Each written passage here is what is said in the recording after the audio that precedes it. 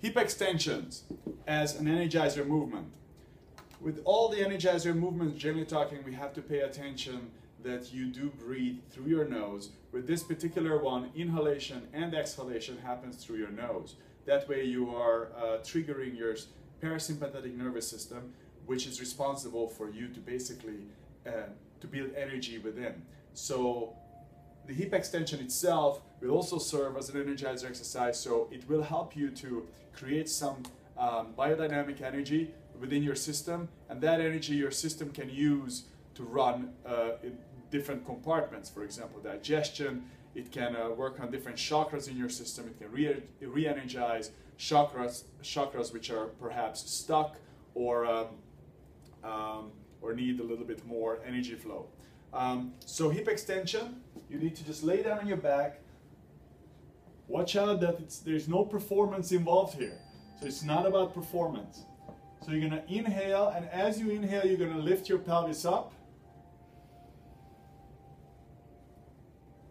When you're at the top, allow for a second or so to hold the top position, and then fully exhale. There's a natural stop between exhalation and inhalation, and between inhalation and exhalation. Make sure you observe that moment. And make sure observation doesn't mean you try to control it. You don't really want to extend it.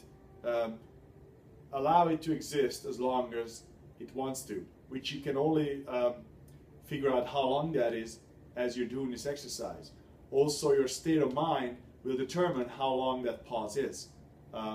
So don't necessarily try to always keep the same length in the extended position or in the bottom position, because it will change depending on how you are that day.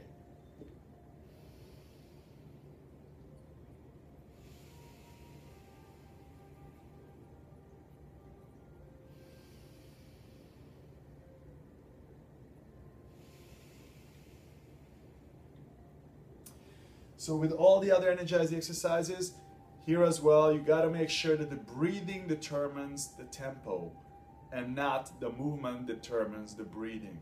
That's very important. There's a big difference between an exercise that you do to increase your metabolic rate, for example, as opposed to an energizer exercise. So this was the hip extension.